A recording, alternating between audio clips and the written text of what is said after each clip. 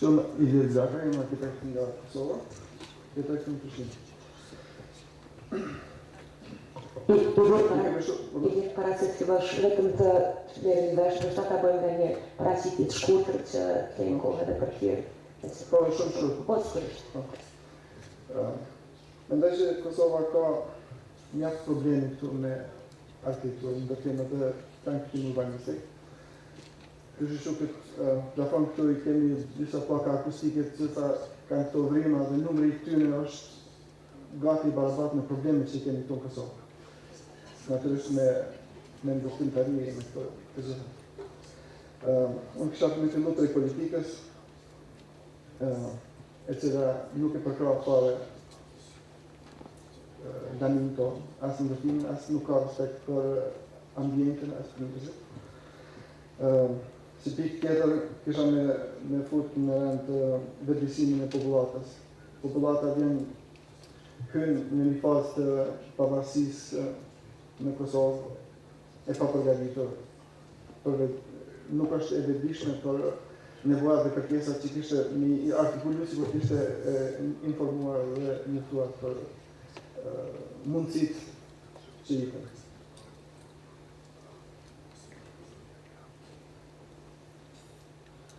Këto këshin me qenë disa pika. Ju lutem, kryosht.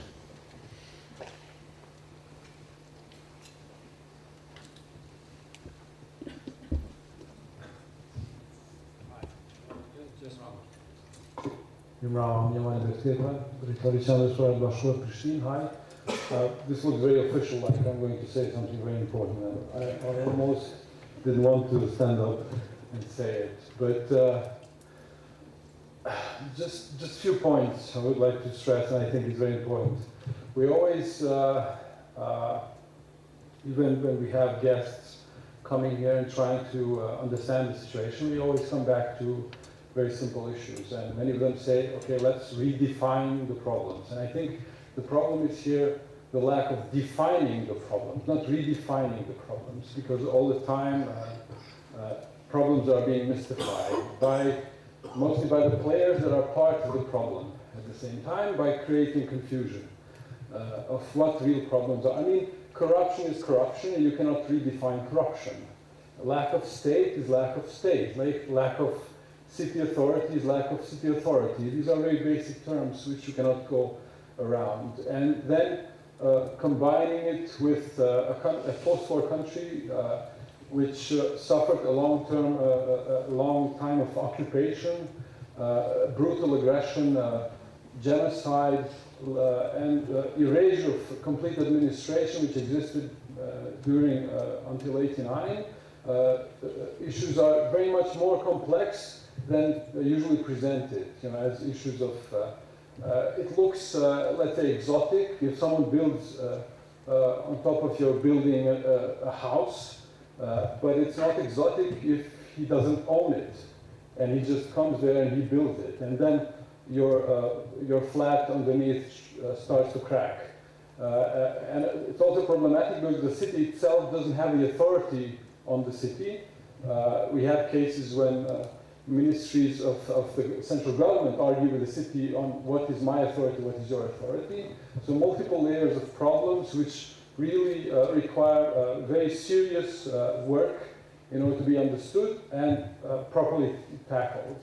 And I am very, let's say, troubled by the usage of the word help, usually when it comes from abroad, and it's usually, I think, that the people that come here are mostly here for helping themselves and for helping this geography.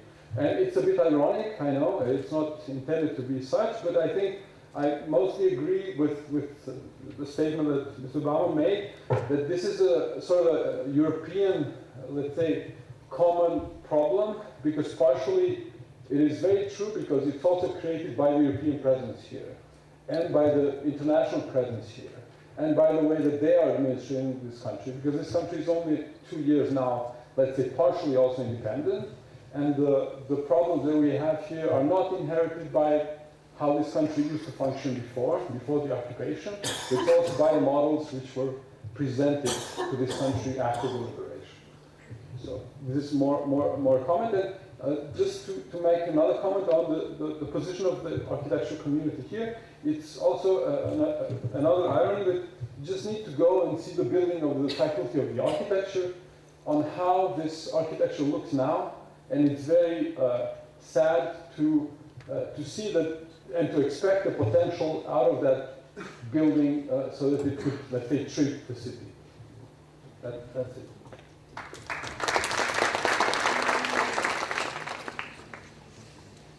Okay, I think that Astrid, you wanted to say a few words, and then Exxon, and then, yeah, oh, okay, after you, Astrid, then we stop and we respond.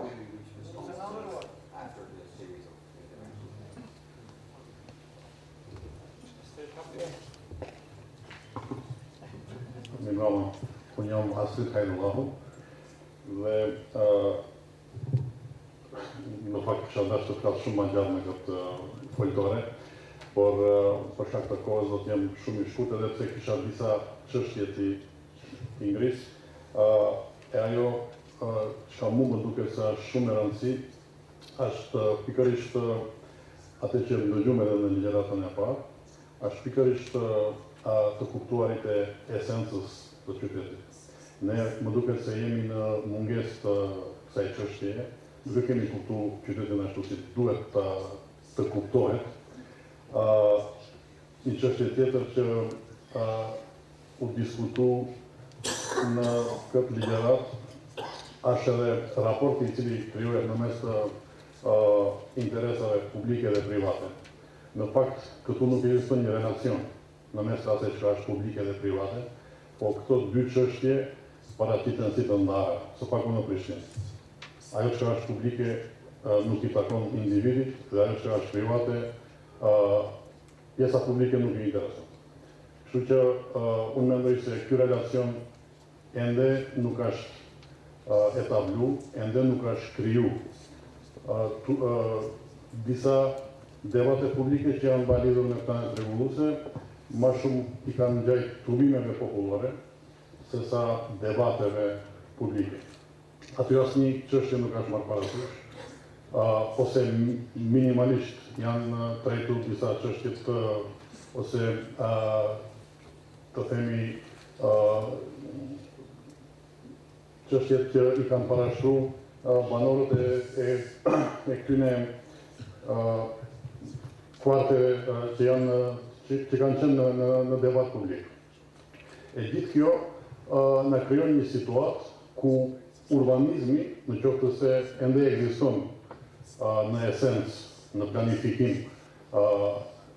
urbanizmi fokusohet dhe vështrohet vetëm nëpërmjet një lupës që e fokuson një parcel. Që do të thotë vjen interesi individual, interesi privat. Dhe në këtë drejtim, çdoja që krijohet si urbanizëm që I themi ne, që në fakt ajo në mungon, është se në çfarë mënyre do të ndërtohet një objekt I vetëm, në një parcel të vetme, dhe pa marrë parasysh se cili do të jetë impakti I atij objektit në qytet. E kjo normal mu si arkitekt më intereson për arsye se e ka ndikimin e vet edhe në arkitekturë, do të thosha në mungesë arkitekturës, për arsye se prej 7 sfidave që zotri Bauman I përmendi që janë të arkitektëve dhe që në qoftë se njëra mungon ne vdesim, unë mund të them se për ne 7 sfidave ne kemi vetëm njënë që është ushqimi. Dhe çuditërisht kemi mbet gjallë dhe sigurisht do të gjallënojmë edhe më tutje, por do të gjallënojmë në mungesë të arkitekturës dhe në mungesë të urbanizmit. Faleminderit.